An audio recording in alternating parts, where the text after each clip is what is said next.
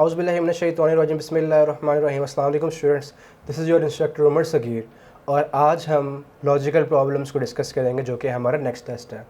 Before we move on, I would like you to subscribe to our channel, press the bell icon ताकि जो हमारी नई videos हैं उसकी आपको अपडेट मिल सके। Question number 1, all weapons are flowers, some flowers are paper and some papers are ghee. Conclusion में हमें वो कह रहा है कि all flowers might be ghee, some weapons are definitely paper. बच्चों, ऐसे क्वेश्चन को सॉल्व करने का बेस्ट तरीका ये है कि आप वेन डायग्राम्स का इस्तेमाल करें। वेन डायग्राम्स ही होती हैं, हम अभी क्वेश्चन को सॉल्व करते हैं, आपको पता लग जाएगा वेन डायग्राम्स कैसे बनाई जाती हैं। देखिए जी, स्टेटमेंट 1 में वो क्या कह रहा है कि all weapons are flowers, okay, some flowers are papers and some papers are ghee। देखें, फ्लावर्स का कुछ पोर्शन पेपर है और पेपर्स का कुछ पोर्शन घी है और वेपन सारा का सारा फ्लावर्स है। अब जरा कंक्लूजन देखते हैं। कंक्लूजन में वो कह रहा है कि all flowers might be ghee, even though यहाँ पर हमारे पास कोई डेफिनेट रिलेशन नहीं पता चल रहा। डेफिनेटली नहीं ना, कुछ लिखा नहीं हुआ यहाँ पे घी फ्लावर्स के अंदर नहीं है या फ्लावर्स के साथ घी नहीं जुड़ा हुआ, डेफिनेटली नहीं है, लेकिन पॉसिबल तो है। पॉसिबल है कि नहीं है? इसकी अगर इस तरीके से पुट करें कि ये हमारे पास जी जो वेपन्स हैं अंदर वाले, ये हमारे पास बच्चे हैं, जो बाहर हैं वो हमारे पास फादर है, ठीक है, और जो पेपर है ये हमारे पास अंकल है, ठीक है, और जो घी है ये हमारे पास जी कर लें आप सेकंड अंकल, ठीक है। अब हमें वो क्या कह रहे हैं कंक्लूजन में कि ऑल फ्लावर्स माइट बी घी, यानी जो फादर हैं उनकी सेकंड अंकल से हो सकता है कि बनती हो, उनसे उनकी दोस्ती हो सकती है कि हमारे जो घी है इसकी जी फ्लावर से दोस्ती है या फादर की सेकंड अंकल से दोस्ती बनती है। अगर उसने ये लिखा होता ना कंक्लूजन में कि ऑल फ्लावर्स आर घी, तो ये हमारे पास स्टेटमेंट गलत होती, कंक्लूजन गलत होती। लेकिन यहाँ पर उसने क्या लिखा हुआ है, ऑल फ्लावर्स माइट बी घी, यानी ये एक पॉसिबिलिटी है, डेफिनेट नहीं है लेकिन पॉसिबिलिटी है और पॉसिबिलिटी लॉजिकली करेक्ट भी है। सो इसको हम ट्रू मानेंगे, नंबर 1। फिर वो कह रहा है कि सम वेपन्स आर डेफिनेटली पेपर। कहीं पर वेपन्स का और पेपर का आपस में कोई रिलेशन बन रहा है? नहीं बन रहा, तो डेफिनेटली हम कैसे कह सकते हैं? सो ये हमारे पास स्टेटमेंट गलत होगी। स्टेटमेंट 1 हमारे पास उसने खुद मेंशन कर दिया कि पॉसिबिलिटी है, तो जब उसने पॉसिबिलिटी मेंशन कर दी तो वो डेफिनेटली ट्रू होती है क्योंकि वो लॉजिकली करेक्ट है। और स्टेटमेंट 2 जो है वो हमारे पास गलत है क्योंकि उसने खुद कहा है कि डेफिनेटली ट्रू है, जबकि कोई डेफिनेशन इधर नहीं बन रही, इधर हमारे पास कोई रिलेशन नहीं बन रहा। So the answer is alpha, only 1 is correct. Question number 2, all men are bad, some bad are cosmologist, all cosmologist are married. Conclusion में हमें वो कह रहे हैं कि some bad are married, all men might be married. चलिए जिसकी diagram जरा बनाते हैं। ऑल मेन आर बैड, ठीक हो गया। सम बैड आर कॉस्मोलॉजिस्ट, ठीक हो गया। और ऑल कॉस्मोलॉजिस्ट आर मैरिड, ठीक हो गया। अच्छा जी, अब कंक्लूजन में वो क्या कह रहा है कि सम बैड आर मैरिड, यानी बैड का जो सम पोर्शन है क्या वो मैरिड है? Yes, it is true. So statement 1 is correct. Conclusion 1 is correct. Conclusion 2 को देखते हैं। कंक्लूजन 2 में वो कह रहा है कि all men might not be married, यानी all men might not be married. तो ये भी उसने जो पॉसिबिलिटी कही है, यानी माइट नॉट बी, ये एक पॉसिबिलिटी की इंडिकेशन है and this possibility is logically correct. So conclusion 2 is also correct. So हमारा आंसर क्या होगा? Both conclusion 1 and 2। Question number 3, all tables are benches, no benches are cupboards। Conclusion में वो कह रहा है कि no tables are cupboards, all benches are tables. चलिए जी इसकी डायग्राम जरा बनाते हैं। ऑल टेबल्स आर बेंचेस, और वो कह रहा है कि no bench is a cupboard, यानी इसके दरमियान कोई रिलेशन नहीं है। कंक्लूजन 1 में कह रहा है कि नो टेबल्स आर कबर्ड्स। देखिए ये जो चाचू हैं या अंकल, जो मर्जी कह लें इसको, इनकी फादर से नहीं बन रही, ठीक हो गया। और ये टेबल जो हमारे पास, ये है हमारे पास बच्चे हैं, तो चाचू की अगर फादर से नहीं बन रही तो क्या चाचू की बच्चों से बन सकती है? नहीं बन सकती। बाहर वाली चीज से बन ही नहीं रही, अंदर वाली चीज से कैसे रिलेशन बनेगा? सो ऐसे केस में जो हमारे पास उसने कंक्लूजन 1 में कहा है कि no tables are cupboards, that is true, यानी हमारे पास कंक्लूजन 1 बिल्कुल ठीक है। कंक्लूजन 2 को देखते हैं कि ऑल बेंचेस आर टेबल्स। उसने ये नहीं कहा कि ऑल टेबल्स आर बेंचेस, उसने कहा ऑल बेंचेस आर टेबल्स, यानी ये जो बेंचेस हैं सारे, क्या ये टेबल है? बेंचेस का कुछ पोर्शन टेबल तो है, लेकिन सारे बेंचेस टेबल नहीं है, सारे टेबल बेंचेस हैं। तो स्टेटमेंट 2 जो है हमारे पास गलत होगी। So the answer will be alpha. Question number 4, some mountains are hills, all hills are valleys. Conclusion में हमें वो कह रहा है कि some mountains are valleys, no hill is a mountain. चलिए जी इसकी भी डायग्राम जरा ड्रॉ करके देखते हैं। सम माउंटेन्स, माउंटेन का सम पोर्शन हमारे पास हिल्स हैं, और फिर वो हमें कह रहे हैं कि जितनी हिल्स हैं सारी की सारी वैलीज हैं, ठीक हो गया।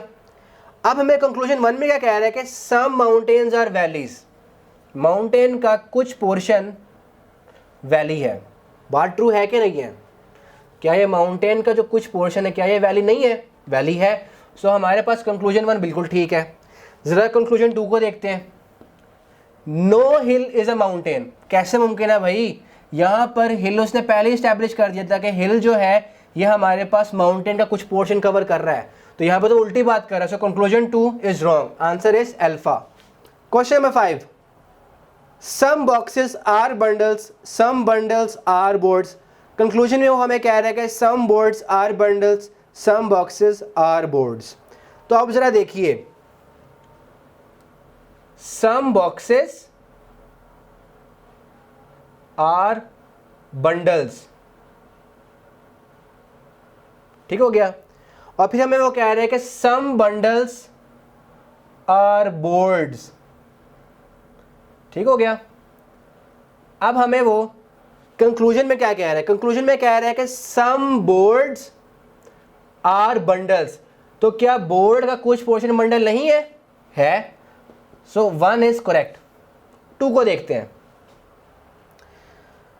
सम बॉक्सेस आर बोर्ड्स, बॉक्सेस का और बोर्ड का कहीं रिलेशनशिप डेफिनेटली आपको पता चल रहा है? नहीं पता चल रहा। आप ये तो कह सकते हैं कि हाँ जी सर ये पॉसिबिलिटी है, लेकिन बेटा देखिए पॉसिबिलिटी उसने मेंशन नहीं की हुई, तो अगर उसने पॉसिबिलिटी मेंशन नहीं की हुई तो आप कैसे कंसीडर कर सकते हैं? दूसरी बात ये, कंक्लूजन में वो डेफिनेटली कह रहा है, उसने माइट बी का वर्ड इस्तेमाल नहीं किया, उसने मे बी का वर्ड इस्तेमाल नहीं किया, उसने कुड बी का वर्ड इस्तेमाल नहीं किया, उसने इज़ अ पॉसिबिलिटी का वर्ड इस्तेमाल नहीं किया, या इज़ पॉसिबल का वर्ड इस्तेमाल नहीं किया। तो फिर जब उसने ये वाले सेंटेंसेस में एडिशन नहीं किए हुए, तो इस वजह से आप उसको डेफिनेटली कंसिडर नहीं कर सकते। तो हम ये नहीं कह सकते कि जी बोर्ड का और बॉक्सेस का डेफिनेटली कोई रिलेशन है। सो स्टेटमेंट ट्रू का जो कंक्लूजन 2 जो है हमारे पास वो गलत होगा। So the answer is alpha. Question number 6, all knives are slashes, some slashes are dangerous.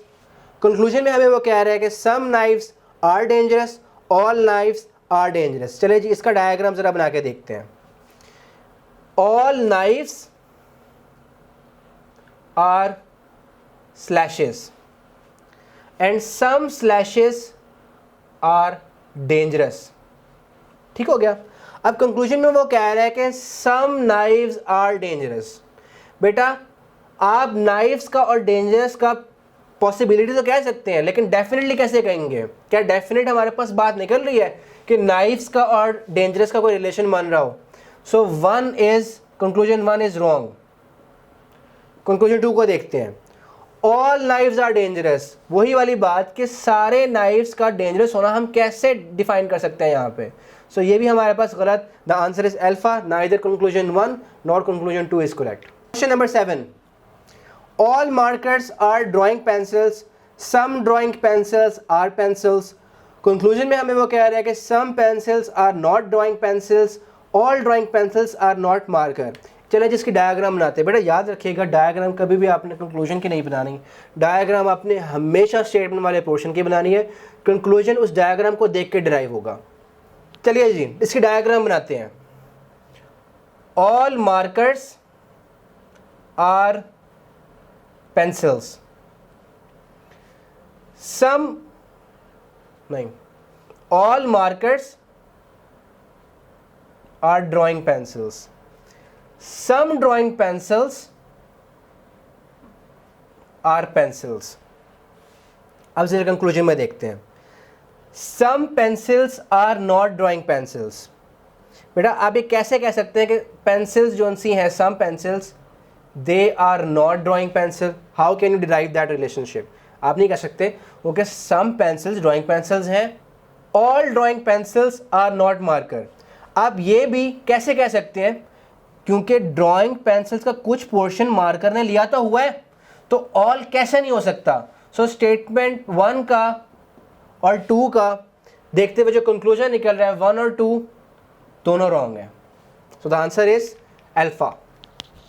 अच्छा जी question number 8, some teaspoons are glasses, all teddies are teaspoons. Conclusion में हमें वो कह रहा है कि some teddies are glasses, some glasses are teddies. चलिए जी वो कह रहा है कि सम टीस्पून्स आर ग्लासेस, ठीक है, और ऑल टेडीज आर टीस्पून, यानी ये टेडी छोटी सी जगह पे आ गए यहाँ पे। अब कंक्लूजन में हमें वो कह रहा है कि सम टेडीज आर ग्लासेस। आप कैसे टेडीज में और ग्लासेस में रिलेशनशिप डिफाइन कर सकते हैं? डेफिनेटली नहीं कह सकते। सो 1 इज रॉन्ग। फिर सम ग्लासेस आर टेडीज, ये भी हमारे पास रॉन्ग है। उसी बात को उसने उल्टा कर दिया, यानी some teddies are glasses, some glasses are teddies, both are wrong. So the answer will be delta. Question number 9, some women are weak, some weeks are female, all female are iron, all iron are gold. अब ये statements हमारे पास ज़्यादा हैं, don't worry, जो भी statement का element होगा उसको देखते हुए हम जरा डायग्राम ड्रॉ करते हैं। अब देखें, सम विमेन आर वीक, ठीक हो गया। फिर वो कह रहा है कि सम वीक आर फीमेल, ठीक हो गया। फिर वो कह रहा है कि ऑल फीमेल आर आयरन। फिर हमें वो कह रहा है कि ऑल आयरन आर गोल्ड। अब दूसरे कंक्लूजन को देखते हैं। सम वीक्स आर आयरन, तो क्या वीक का कुछ पोर्शन आयरन नहीं है? ऑब्वियसली है, सो 1 इज करेक्ट। चलिए जी 2 को देखते हैं। सम गोल्ड आर वीक, ये भी हमारे पास करेक्ट होगा क्योंकि गोल्ड का कुछ पोर्शन वीक है, दैट इज ऑल्सो ट्रू। 3 को देखते हैं। सम विमेन आर फीमेल, तो देखिए आप यहां पे कैसे डिराइव कर सकते हैं विमेन में और फीमेल में रिलेशनशिप? पॉसिबिलिटी है लेकिन आप डेफिनेटली नहीं कह सकते। सो ये हमारे पास रॉन्ग होगा। Answer will be delta, only 1 and 2 will follow. Question number 10, all bags are trains, all briefcases are trains. Conclusion में हमें वो कह रहा है कि all trains are bags, some trains are briefcases. इसकी जी वेन डायग्राम बनाते हैं। हमें पहली स्टेटमेंट में वो क्या कह रहा है कि all bags are trains, bags. फिर हमें वो कह रहा है कि all briefcases are trains. Conclusion में हमें वो कह रहा है कि ऑल ट्रेन्स आर बैग। क्या ये बात ट्रू है? क्या सारी ट्रेन हमारे पास बैग्स होंगी? नहीं। So conclusion 1 is wrong. Conclusion 2 को देखते हैं। Some trains are briefcases, यानी ट्रेन का कुछ पोर्शन ब्रीफ केस ने लिया हुआ है। So 2 is correct, your answer will be beta. Okay जी, आई होप आपको इस डिस्कशन से फ़ायदा हुआ होगा। बेटा अगर आप लोगों ने वेन डायग्रामिंग सीख ली सही से, आपने उसकी प्रैक्टिस कर ली, लॉजिकल प्रॉब्लम्स आप लोगों के लिए मसले वाले क्वेश्चंस नहीं रहेंगे। आप ये देख सकते हैं कि हमने सिर्फ स्टेटमेंट को ही कन्वर्ट किया इस डायग्राम के अंदर, और इस डायग्राम को देखते हुए हमने कंक्लूजन को देखा है। सो आप रफ पेपर लेके उसके ऊपर लिखने की कोशिश कीजिएगा, ऐसे डायग्राम्स वगैरह बना लीजिएगा, तो आपके लिए कंक्लूजन को वेरीफाई करना ज़्यादा ईजी हो जाएगा as compare to without drawing any diagrams. So I will see you in next class. अल्लाह हाफिज़।